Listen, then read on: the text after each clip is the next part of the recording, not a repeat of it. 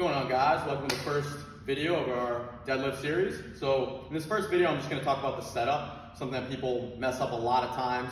And the first part of the setup is just going to be your foot positioning. So width and how close to the bar we are.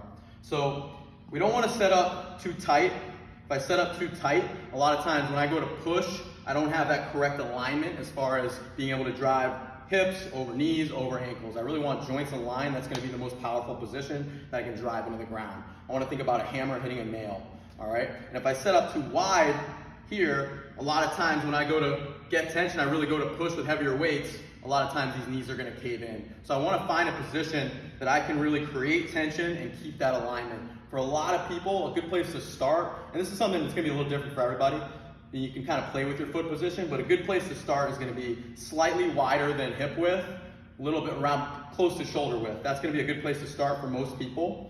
And as far as being close to the bar with conventional, and that's obviously I'm talking about conventional deadlift here. With conventional, we want to line up the bar with basically the middle of our feet, kind of where our shoelaces are. This will give us enough space so that when I go to wedge into it, I can actually line myself up, let my knees drift forward a little bit.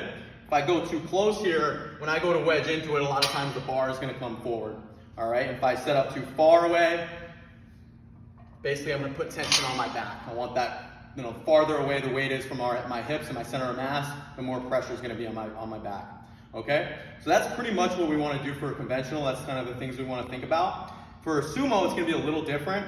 So you want to, obviously we're looking to decrease the range of motion. So that is going to be a way wider stance.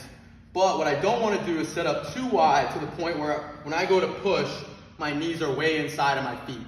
Because again, I want those joints to be stacked, lined up. So what I want to think about is when I really open up my hips and create that tension, I want my knee to still be in line with my foot.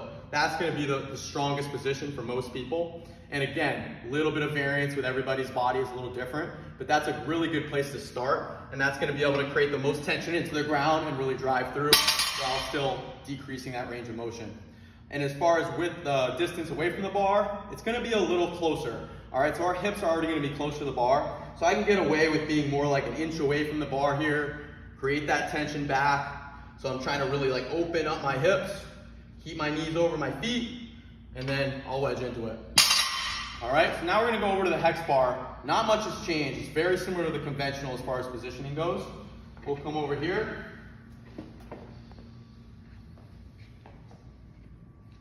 So we're dealing with a lot of the same things, same principles.